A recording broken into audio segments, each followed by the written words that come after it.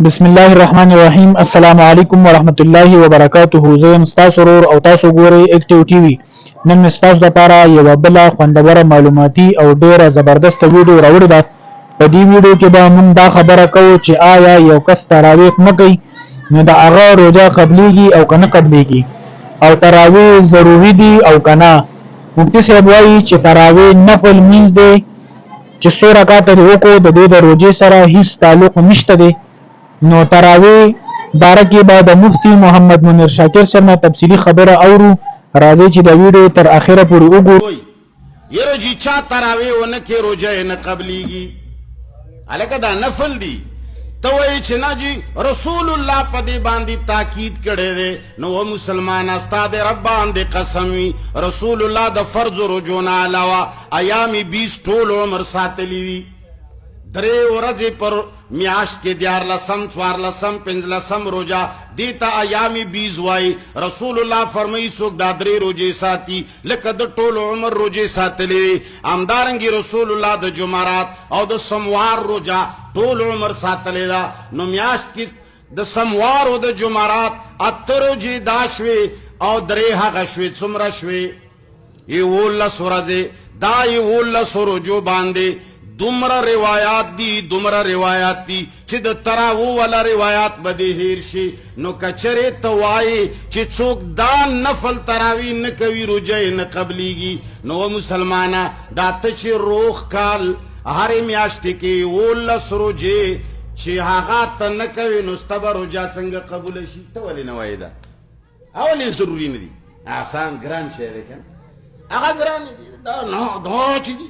اے مسلمانان نیم حدیث ولی منی محمد رسول الله تا سنتو دا هغه نسبت کوي چې محمد رسول الله ما واظب به رسول الله کوم خبرو باندې چې رسول الله همیشواله کړي. مولا صاحب تانه مې اورېدلی ته خو وایي چې روزه کې صرف 3 ورځې تراویح کړي دي بیا راونه وته، نو خو همیشه نه دي کړي، بیا سنت څنګه شو؟ بیا ضروري څنګه شوي؟ دا خو 3 ورځې کړي. بلا خبر واوره مولانا صاحب پیغمبر علیہ الصلوۃ والسلام چې معنی لګ پورا یو معنا رسول الله تراویح د ماسختن په وخت کې نه دی کړي ګلونو، دریمه حصے د شپې کې کړي دي قیام الليل صلات الليل. و مولانا ټول عمر د نیم روایت منون کوي. یو وخت کې د شب برات متعلق یو حدیث وی دی چې یره جی قبرونو ته زیارتونو لبازه دا سنت دی. من در نه پختنه وکا و مولانا صاحب قبرونو تتلل پکې څنګه راغلی؟ تا وی چې عائشہ صدیقہ فرمایي چې یوه شپه ما ولید رسول الله صلی الله علیه وسلم ګوتې مې ووالې پیغمبر موجود نه و.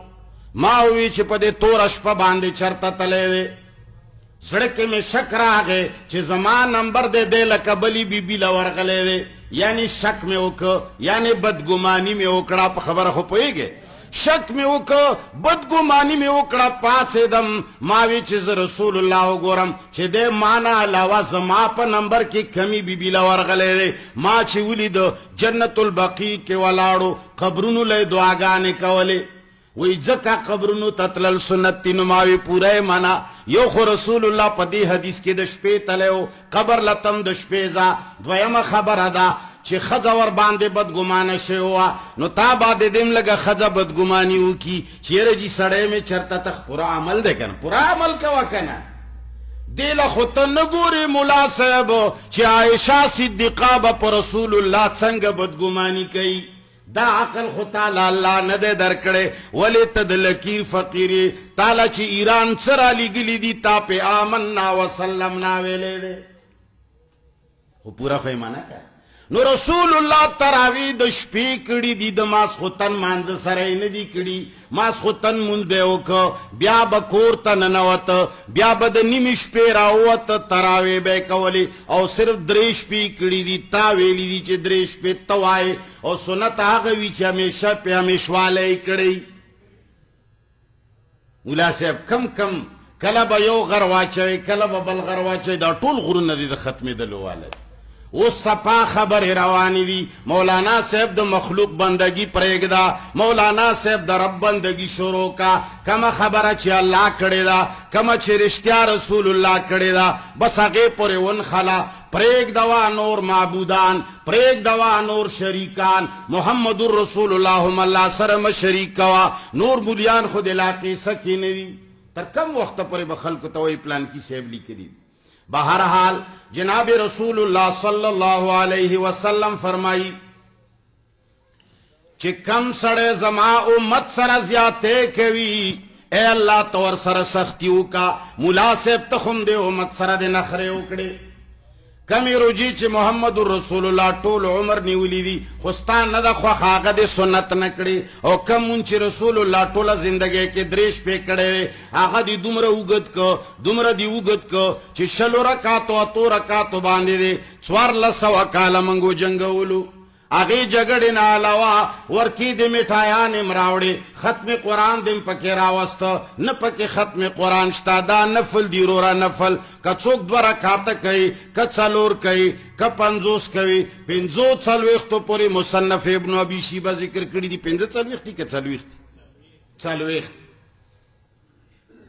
40 رکعتونو پوری ذکر دی اولی نمانی مولانا سے یہ رجی دادی امام صاحب مذہب دے خواہ ماوی که در رسول اللہ صلی اللہ علیہ وسلم مذہب مانے خو خیلی چه دی امام صاحب والا مانے آبلوی چه دی امام بخاری صاحب والا مانم قربان دے شم منگا دا اللہ والا منو دا چا منو دا محمد الرسول اللہ نم پاک زکا ناخلو چه محمد الرسول اللہ دا حق باندہ دے اللہ چی چوئی رسول اللہ بہو مغوئی دا رسول اللہ خبر بخپلا نہیں دا رسول اللہ خبر بخپلا دا رسول اللہ خبر چیوی اغا بدا رب العالمین خبروی وما ينطق عن الهوى ان هو الا وحی یوحا اللہ نبی چکم قرآن پیش کئی اغا با صرف وحی وی صرف وحی اب جاننا خبری نکی بہرحال اے مولا محمد الرسول اللہ فرمائی سوک زما امت سر سختی کوي زما امت تا عبادتون د ځان نه جوړوي